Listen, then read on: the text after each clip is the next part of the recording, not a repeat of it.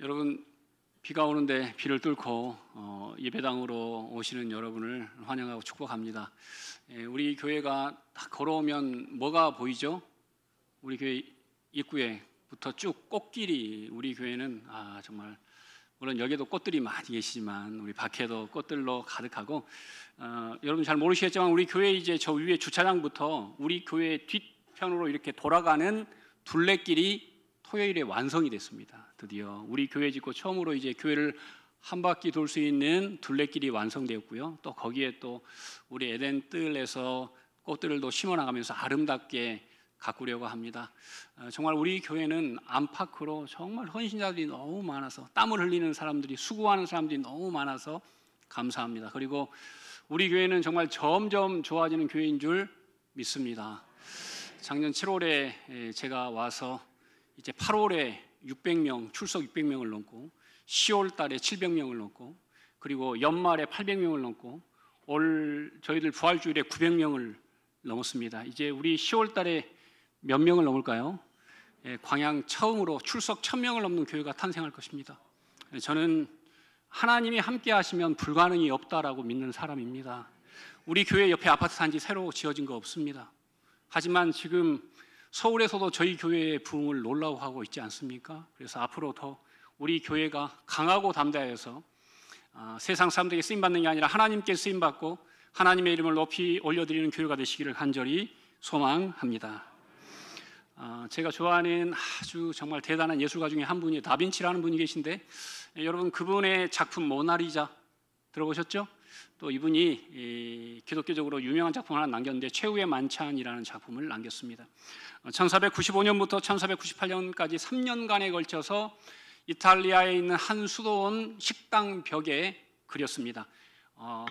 가로가 거의 9m, 8m 80, 높이가 거의 3m 80, 5m 정도 되는 정말 대작입니다. 하지만 거의 600년 가까이 됐잖아요. 그리고 그 시간 속에 그림이 계속해서 뭐라고 할까요? 증발된다고 할 거예요. 증발되고 또 계속해서 떨어져 나가고 2차 세계대전 때 그 수도원이 폭격을 맞게 됩니다.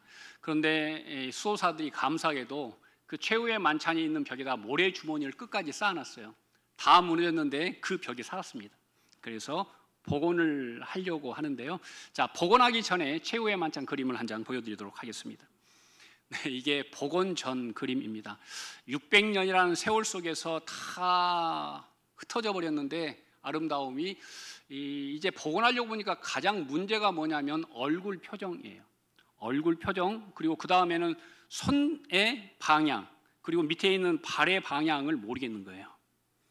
그래서 이분들이 이걸 어떻게 하면 원래 원본대로 보존할까, 다시 복원할까를 연구하다가 아주 귀한 그림을 발견하게 됩니다. 다빈치의 제자가 이 그림을 보고 이 그림 완성 후 30년 후에 한 작품을 남겨놨어요. 근데 그건 오일 캔버스에 그려가지고 하나도 손상이 없고 보관이 잘 되어 있습니다. 그 그림을 하나 보도록 하겠습니다. 네, 이 그림이죠. 그래서 이 그림을 보니까 얼굴 표정이 그대로 살아있어요. 손의 방향이 그대로 살아있고 테이블 위에 있는 것이 무엇인지도 정확하게, 밑에 있는 발도 방향을 다 맞출 수 있게 된 거예요. 그래서 이걸 하나하나 복원합니다. 자, 보시죠. 복원된 작품입니다. 현재 그 수도원 벽에는, 자, 복원된 작품을 이렇게 거의 원본과 똑같은 이 작품이 지금 현재 남아 있게 된 것이죠. 여러분 참 아이러니하지 않습니까? 실은 원본을 복사한 그림이 원본을 대신하게 되었다는 사실입니다. 모방으로 시작된 그림 한 점이 역사적인 예술 작품을 되살리는 결정적인 역할을 하게 된 것입니다. 우리 누구는 다 누군가를 모방하고 살아갑니다. 자녀들은 자연스레 부모를 닮아갑니다. 아버지의 걸음걸이, 어머니의 표정을 우리는 나도 모르게 닮아갑니다. 제가 아버님과 함께 살 때 집에 전화가 오면, 이제 제가 큰아들이니까 제가 받죠. 제가 딱 받으면 상대방에서 뭐라고 할까요? 장로님, 저희 아버님을 저로 착각하는 거죠. 그만큼 그분들은 제가 아들입니다 하면 깜짝 놀라세요. 장로님인 줄 알았네. 목소리가 너무 똑같아. 이렇게 말씀하는 거예요. 저도 모르게 아버지의 음성을 많이 듣다 보니까 제 톤이 아버지와 똑같게 된 것입니다. 제가 저를 서울로 데려갔던 목사님이 저와 사역하면서 나중에 이런 말을 하시는 거예요. 너를 왜 내가 이 총구석에 서울로 데려온지 아니? 이렇게 물었어요. 그래서 글쎄요, 모르겠습니다. 그러니까 그분이 하는 말이 너는 두 가지를 겸비했어. 하나는 디테일, 세심함과 대담함. 이 두 가지를 겸비해서. 세상에 두 가지를 겸비한 사람이 없어. 대담하면 너무 많이 흘리고 다니고 너무 디테일하면 대담하지 못하는데 너는 대담한데 디테일해. 그래서 내가 너를 데려왔다. 이런 말씀을 하는 거예요. 그래서 사람마다 여러분 다 각자마다 뭔가를 가지고 있는데 그게 다 어디서 온 거예요? 누군가를 모방하고 우리가 그걸 키워온 거예요. 우리 아버지의 대쪽 같은 대담함과 어머니의 섬세함을 제가 다 닮아 있는 거죠. 오늘 본문에서 바울은 자신을 본받으라 라고 우리에게 말씀하고 있는데요. 자, 17절 보시죠. 함께 읽겠습니다. 형제들아, 너희는 함께 나를 본받으라. 그리고 우리를 본받은 것처럼 그와 같이 행하는 자들을 눈여겨보라. 나를 본받으라. 이 말을 원래 우리말로 직역하면 나를 모방해라 라는 뜻입니다. 나를 모방해라.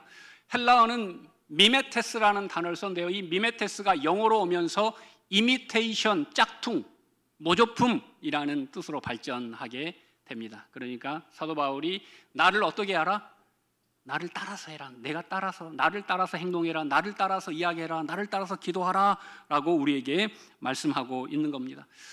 사도 바울은 자기의 편지 서신서에서 6번이나 나를 본받으라 라는 말을 합니다.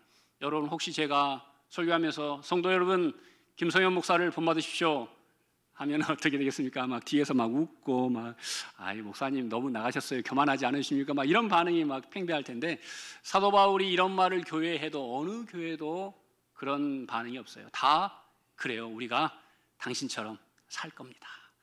그게 그럼 뭘 뜻하는 겁니까? 사도 바울이 평소에 어떻게 살았다는 겁니까? 본받을 만하게 살았다는 것을 방증하고 있고요. 더 나아가서 자 고린도전서 11장 1절을 보시죠. 자 함께 읽겠습니다. 내가 그리스도를 본받는 자가 된 것 같이 너희는 나를 본받는 자가 되라. 아멘. 아 그렇군요. 사도 바울의 원뜻이 여기에 있었네요. 자기를 본받는 게 아니라 이 고린도전서를 보니까 내가 그리스도를 지금 본받고 있다. 현재 진행형. 나도 지금 예수를 닮아가고 있다. 나도 예수를 모방하고 있으니까 너희도 나와 함께 누구를 모방하자? 예수님을 모방하자. 예수님을 우리의 모델로 삼자라고 말씀하고 있는 것입니다. 성도 여러분, 우리는 자주 만나는 사람들을 닮아갈 수 없습니다. 부부가 닮아가지요. 자식이 부모를 닮아갑니다. 그리고 그 친구를 보면 그 사람을 알 수 있어요. 유유상종이기 때문에 어떤 사람과 오랫동안 교제하고 말을 하고 하느냐에 따라서 그 사람들을 우리는 대충 잘 파악할 수 있게 됩니다. 그 사람의 어투, 행동, 몸짓 모든 것은 다 누군가를 모방하고 닮아간 흔적들입니다. 세리였던 마태도 다메섹으로 말을 날려 교회를 박해하러 갔던 사도 바울도 많은 사람들이 예수를 만난 후에 달라졌습니다. 왜 그렇습니까? 누구를 모방하기 때문에 예수를 닮아가려 했기 때문에 그들이 주님의 제자로 변하게 된 것입니다. 우리는 30년, 40년 예수 믿어도 변하지 않습니다.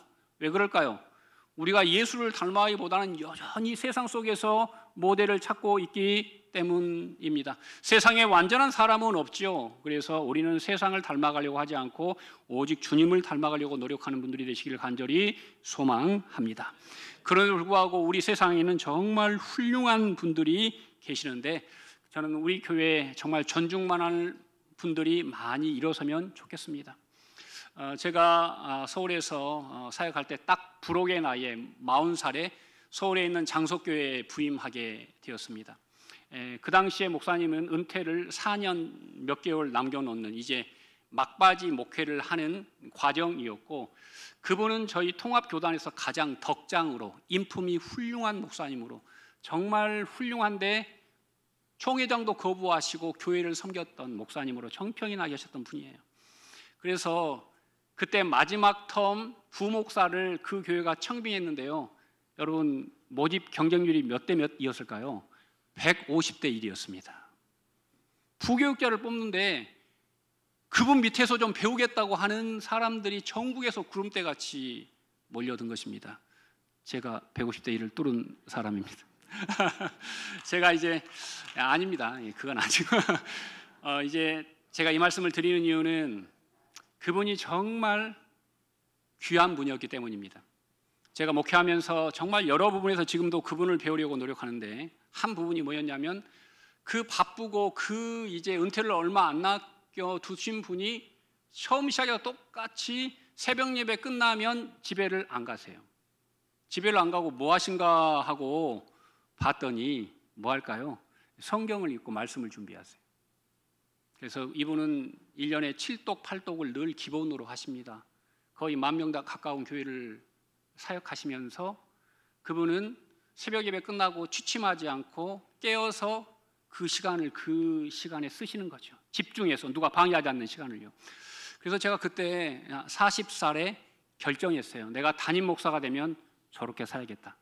그래서 제가 광영중앙교회 부임해서 지금 1년 3개월을 향해 가고 있는 지금까지 새벽 예배 끝나고 한 번도 집에 가본 적이 없어요. 그래서 저는 참 좋은 어른을 만나서 감사하다. 물론 몸은 조금 피곤합니다. 하지만 그 시간을 제가 갖게 되므로 하나님께서 저를 더 깊은 사람으로 또 하나님의 뜻을 행하는 사람으로 만들어 가시는 줄 믿습니다. 여러분, 우리는 겉모습을 쫓아가는 사람이 아닙니다. 우리는 주님의 마음과 인격까지 닮아가는 사람이 되어야 합니다. 우리 모두 사도 바울처럼 주님을 모방하고 그 하나하나 디테일하게 그 모든 것들을 닮으려고 애를 쓰는 우리 모두가 되시기를 간절히 소망합니다. 자, 17절 하반절을 보시면요. 자, 그와 같이 행하는 자들을 어떻게 하라? 눈여겨보라, 눈여겨보라. 여러분, 이게 정말 중요한 단어. 눈여겨보라.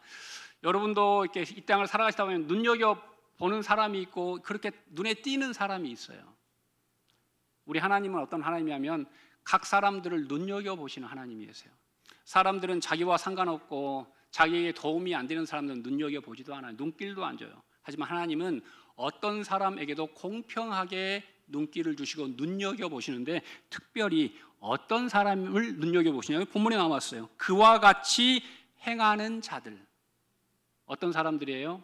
주님을 닮으려고, 주님의 동사를 닮으려고 노력하는 사람들을 우리 주님은 어떻게 하신다? 눈여겨보신다, 유념하신다 라고 말씀하고 있어요. 여러분, 동사가 있는 사람들이 중요해요. 자, 빌립보서 2장 22절 함께 읽겠습니다. 디모데의 연단을 너희가 아나니 자식이 아비에게 함같이 나와 함께 복음을 위하여 수고하였느니라. 여러분, 빌립보 교회에 눈여겨볼 사람을 2명을 사도 바울이 가르치면서 첫 번째가 디모데인데 디모데는 연소해요. 지금으로 말하면 청년이에요. 20대예요. 그런데 디모데를 본받으라고 그랬어요. 왜? 그 사람에게 있는 복음을 향한 땀 흘림, 복음을 위해서 목숨을 마다하지 않고 분투하는 그분의 열정을 받으라라고 이야기하는 거예요. 또 한 사람을 소개합니다. 에바브로디도 2장 25절 보시죠. 함께 읽겠습니다. 그러나 에바브로디도를 너희에게 보내는 것이 필요한 줄로 생각하노니 그는 나의 형제요 함께 너희 내가 쓸 것을 이 5가지 여러분 보세요. 형제, 수고한 사람, 군사된 사람, 사자, 돕는 사람 다 동사예요.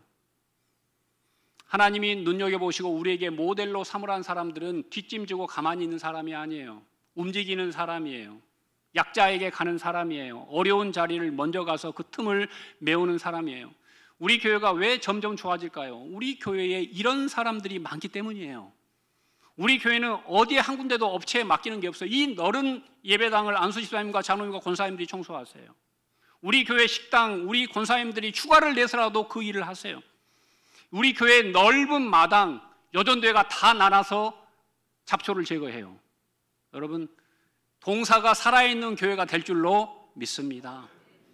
명사로 그래 해봐, 그래 나는 그냥 뒷짐지고 있을 거야 할 사람만 해, 이게 아니에요. 교회는 함께 수고하고 함께 군사된 공간이 되어야 합니다. 저는 우리 교회가 정말 앞으로 더 세상 앞에서 존중받는 교회가 되시기를 간절히 소망합니다. 제가 어느 책을 보니까요, 본받고 싶은 어른들의 특징을 한 5가지로 정리해 놓은 글을 봤습니다. 첫 번째로, 존중받는 어른들은 인생이 소박해요. 소박해요. 예전에 대기업 총수였더라도 정말 존중받는 사람들은 나중에 그걸 다 살림을 줄여요. 그래가지고 소박하게 2-4만 살 정도로 소박하게 살림을 꾸린대요. 그리고 두 번째로, 가지런해요. 신발도 가지런하고 젓가락도 가지런하고 삶의 태도도 가지런해요. 세 번째로, 사람들에게 정말 따뜻해요. 그리고 네 번째로, 가지고 있는 걸 잘 나누고 연대요. 그리고 끝으로, 이런 분의 특징이 사람들을 용납하고 배려하는 품이 넓다는 거예요. 이런 사람을 가르쳐서 뭐라고 한다고요? 어른이라고 한다고. 어른. 어른의 반대말은 뭐예요? 아이입니까? 유아입니까? 아니요, 꼰대입니다. 꼰대. 어른의 반대말은 꼰대예요. 제가 말씀드린 것과 정반대로 사는 사람이에요. 집착하고 고집하고 인색하고 자기 것을 주장하고 젊은 사람들을 키우지 않고 독식하고. 여러분, 이런 인생은 정말 불행한 인생입니다. 저는 우리 교회에 있는, 복음 안에 있는, 성령 안에 있는 그리스도인들이 정말 세상 속에서도 존중받는 어른으로, 장로라는 원래 뜻, 자켄이라는 뜻은 늙은이가 아니에요. 고수라는 뜻이에요. 신앙의 고수. 저는 우리 교회에 있는 모든 장로님이 정말 존중받는 신앙의 고수 같은 어르신들이 다 되시기를 간절히 소망합니다. 여러분, 그리스도를 본받는 사람의 두 번째 특징은 십자가를 사랑해야 돼요. 십자가를 자랑하는 사람이 그리스도를 본받는 사람입니다. 자, 18절 보시죠. 함께 읽겠습니다. 자, 시작. 내가 여러 번 너희에게 말하였거니와 이제도 눈물을 흘리며 말하노니 여러 사람들이 그리스도의 십자가의 원수로 행하느니라. 여러분, 그리스도의 십자가의 원수가 누굽니까? 이 원수들은 교회 밖에 있습니까? 교회 안에 있습니까? 교회 안에 있습니다. 빌립보 교회 안에 십자가의 원수가 있다는 거예요. 그런데 여기서 중요한 건 십자가의 원수보다 그 앞에 있는 대목입니다. 자, 십자가의 원수 앞에 눈물을 흘리며 말했다. 누구에게요? 십자가의 원수들에게 사도 바울이 눈물을 흘리며 권면했다라고 오늘 본문에 기록하고 있습니다. 이 눈물을 흘리며라는 단어를 제가 찾아보니까요, 애통해하다, 대성통곡하다라는 뜻인데요, 이 단어를 그는 많은 편지에서 사용하고 있는데요, 고린도후서 2장 4절 보시죠. 자, 함께 읽어볼까요? 내가 마음에 큰 눌림과 걱정이 있어 많은 눈물로 너희에게 씻노니 이는 너희로 근심하게 하려 한 것이 아니오 오직 내가 너희를 향하여 넘치는 사랑이 있음을 너희로 알게 하려 함이라. 네, 여러분, 눈물이 있는 이유는 뭐예요? 사도 바울에게 그 영혼에 대한 사랑이 있다는 거예요. 근데 그 사람들이 어떤 사람이에요? 십자가의 원수예요. 교회에서 문제아예요. 저 사람만 교회 안 나오면 교회가 부흥할 사람들이에요. 그런데 사도 바울은 그런 사람들조차 눈물로 권면하고 있어요. 여러분, 인생을 살아가면서 어떤 사람에게 눈물로 권면해 본 적이 있습니까? 또는 어떤 사람에게 눈물로 권면을 받아본 적이 있습니까? 아마 그 권유와 권면을 받고 변하지 않은 사람은 아무도 없을 거예요. 저도 청소년 시절에 정말 개구장이로 크다가 어머니의 눈물의 편지에, 눈물의 일기장에 변화되게 된 것이죠. 그래서 저는 이 자리에 있는 우리 모든 성도님들이 어떤 자리에 있든지 세상 사람과 같은 어떤 강팍함이나 힘의 논리가 아니라 정말 그 사람들을 긍휼히 여기고 영혼을 사랑해서 존중하는 우리 모두가 되시기를 간절히 소망합니다. 여러분, 교회의 모든 직분은 뭘까요? 영혼을 섬기는 데 쓰라고 우리에게 직분을 주신 겁니다. 직분은 계급장과 완장이 아닙니다. 저는 세상에 있는 모든 직분이 마찬가지라고 믿어요. 하나님이 살아계심을 믿는 사람들은 자기의 직위와 직분을 가지고 사람들을 행복하게 하는 사람들이에요. 그래서 진짜 잘 사는 사람들의 특징이 있어요. 그 사람에게 무엇이 흘러가는가를 보면 그 사람이 어떤 사람인가를 알 수 있어요. 그 사람과 함께 모여서 회의하면 너무 싫어. 막 짜증이 막 올라와, 분노가 올라와, 계속해서 지적하고 막 조인트를 까고 막 서류를 던지고 욕하고. 여러분, 이 세상에 그런 사람들이 얼마나 많아요. 교회 장로로 하면서 밖에서는 그렇게 사는 사람들이 얼마나 많아요. 교회 권사로 가면서 그렇게 사는 사람들이 얼마나 많아요. 그러면 안 된다는 거예요. 성경은 우리에게 정확하게 지적하고 있어요. 그런 사람들이 누구라고요? 십자가의 원수다. 그렇게 살면 십자가의 원수다라고 성경은 우리에게 엄히하게 경고하고 있는 것입니다. 우리는 이 말을 허투루 들어서는 안 됩니다. 이 말은 세상 밖에 있는 사람에게 하는 얘기가 아니라 교회 안에 있는 사람들에게 하는 내용이기 때문입니다. 예수 제대로 믿는 정말 직분자들, 예수 제대로 믿는 직위를 가진 선한 빛과 소금의 역할을 하는 그리스도인들이 우리 교회와 이 지역사회에 많이 일어서기를 간절히 소망합니다. 여러분, 반대로 은혜 안에 거하는 사람들을 만나면 너무 행복해요. 그 사람 만나면 없는 은혜가 나에게 흘러와. 내 마음이 다치고 강팍한데 그 사람 만나면 내 마음이 치유가 되고 위로가 돼. 그 사람 만나면 내가 기대고 싶어. 근데 그 사람이 돈이 있는 사람이 아니에요. 그 사람도 힘들어요. 그런데도 그런 사람이 있다고요. 우리는 그런 사람이 되어야 합니다. 지교가 있다고 그 일을 할 수 있을 것 같습니까? 천만만만의 말씀입니다. 지교가 그걸 해낼 수가 없는 거예요. 동사가 없으면, 믿음의 동사가 없으면, 사랑의 동사가 없으면, 성령의 9가지 열매의 동사가 없으면 불가능한 일입니다. 십자가의 원수로 살지 마시고 하나님의 십자가를 자랑하고 하나님이 존중하고 기뻐하는 하나님의 백성들 되시기를 간절히 소망합니다. 자, 그림 한 장 보여드리겠습니다. 자, 보시죠. 이 그림은 대형 박물관에 전시되어 있는데요. 저는 이제 가끔 이제 해외를 예전에 제가 브라질에 살 때는 정말 세계 방방곡곡을 많이 설교라도 집회하러 다녔는데요. 그때 제가 꼭 가면은 꼭 들리는 곳이 두 곳 있습니다. 하나는 박물관이요, 하나는 미술관입니다. 그래서 꼭 어디를 가든지 두 군데는 가요. 우리나라도 웬만하면 제가 처음 타 지방을 가면 들리는 곳이 박물관이랑 미술관을 꼭 가봐요. 이번에 포항 가서 제가 미술관 두 곳을 가본 거예요. 자, 여기에 보면은 대형 박물관이 있는데 이건 로마 시대에 출토된 것인데 이게 시민권 수여장입니다. 그 당시에 시민권 수여장인데 이 시민권을 수여받은 사람이 게멜루스라는 용병입니다. 로마 사람이 아니라 식민지 사람인데 로마 군인으로 포함돼서 25년간 복무하는데 기록을 보니까 브리타니아, 지금의 영국에서 복무했습니다. 이번에 어떤 짤을 보니까 주한 미군들이 이제 나라들을 당첨받는 이런 걸 딱 보는데 대한민국, 자기가 이제 한국 주한 미군으로 결정된 거예요. 그래가지고 막 박수치고 막 환호하는 짤이 몇 개 계속 올라오더라고요. 왜 그럴까요? 어쨌든 어디에서 복무를 해야 되는데 한국에서 복무하면 너무 좋거든요. 근데 어디 저기 아프가니스탄 저기 어디 이라크 이런 데서 근무하면 여러분 어떠겠어요? 목숨을 걸어야 하잖아요. 그래서 이분들이 너무 좋아하는 거예요. 여러분, 그 당시 로마 시대 브리타니아는 가장 험지였어요. 아무도 가지 않는 곳이에요. 근데 여기에서 몇 년 동안 복무했다고요? 25년 동안. 고대 역사 전쟁사를 읽어보니까 보통 전투원들의 평균 수명이 3년을 못 버틴대요. 근데 이분은 몇 년을 버틴 거예요? 25년을 버틴. 이런 분이 얼마나 될까요? 거의 희박하다는 거예요. 그건 뭘 의미할까요? 이 정도로 로마 시민권 수여장을 수여할 정도로 정말 로마 시민권을 받기가 힘든 시대였다는 것을 우리에게 증거하고 있는 내용이에요. 제가 아는 분이 90년대 초반에 미국에 갔는데 시민권을 얻기 위해서 박사학위를 가지신 분이 그 미국에서 3년간 한 일이 있어요. 닭 가공 공장에서 생닭을 분해하는 일이었어요. 새벽에 출근해서 저녁까지 3년 동안 하루도 쉬지 않고 그 일을 해서 시민권을 획득했다고 합니다. 여러분, 그것처럼 어려운 일이 어디 있겠습니까? 하지만 사도 바울은 뭐라고 이야기합니까? 진짜 훌륭한 시민권이 이 땅에 있는 게 아니다. 로마 시민권이 아니다.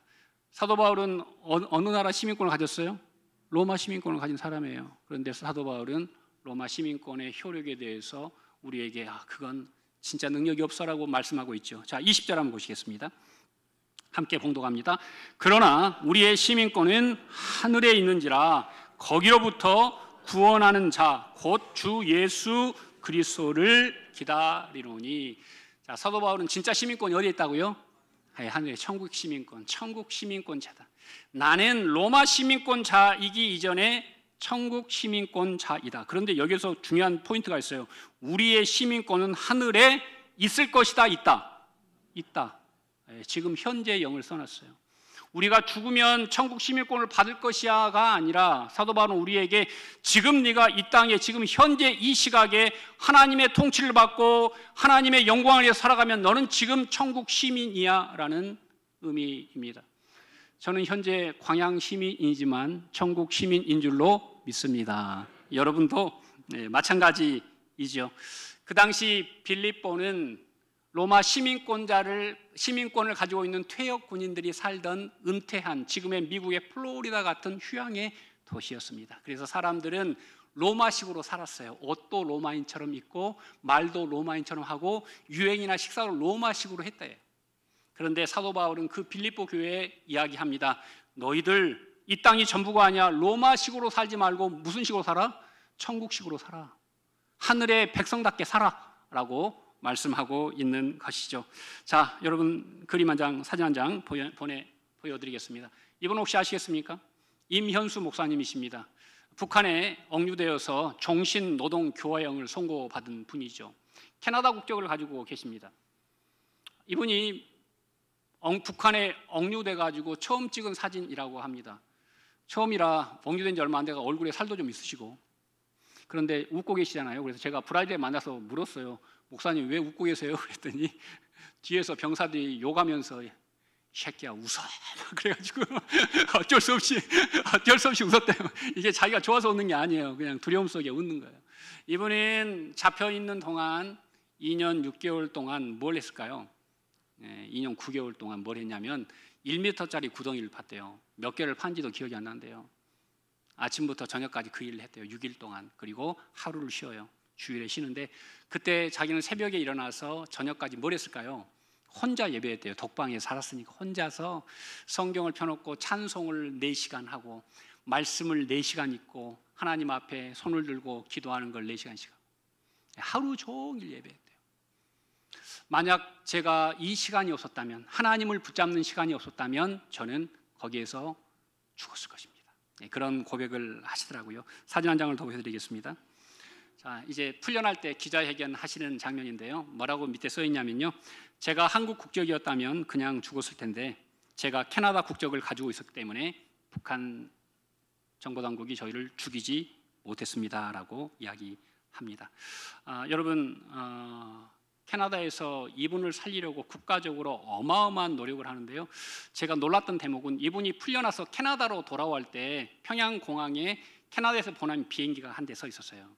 그 비행기가 어떤 비행기냐면 캐나다 총리의 전용기였어요. 캐나다 총리가 한국 역이민자 임현수 목사님을 자기 캐나다 국적을 가지고 있으니까 그 사람을 데려오려고 우리나라로 하면 대통령 전용기를 보낸 거예요. 저는 그거 보고 정말 캐나다 정도의 나라만 돼도 저런 선택을 하는데 여러분 우리는 어디 시민권을 가지고 있다고요? 천국 시민권을 가지고 있어요. 그럼 하나님이 우리의 인생을 돌보시고 보호하시고 섭리하시고 주장하지 않겠습니까? 저는 정말 여러분들이 이 땅 가운데 정말 담대하게 거룩하게 위대하게 살아가시기를 간절히 소망합니다. 21절 읽고 말씀을 맺겠습니다. 자, 함께 읽겠습니다. 그는 만물을 자기에게 복종하게 하실 자의 역사로 주의 낮은 몸을 자기 영광의 몸의 형체와 같이 변하게 하시리라. 아멘. 자, 여기에 보면 우리 주님의 역사, 우리 주님의 기적의 역사는 어떤 역사일까요? 내 병이 낫고 내가 원하는 것이 되고 내 뜻하는 대로 모든 것이 형통하고 내 자식 자녀손들이 승승장구하는 게 기적일까요?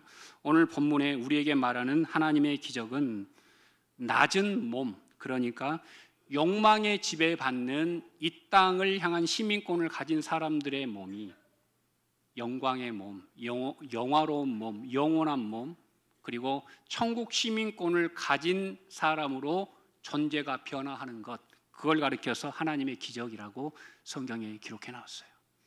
여러분, 이 말씀을 믿는다면 이 자리에 있는 우리 모두는 이미 기적을 체험한 줄로 믿습니다.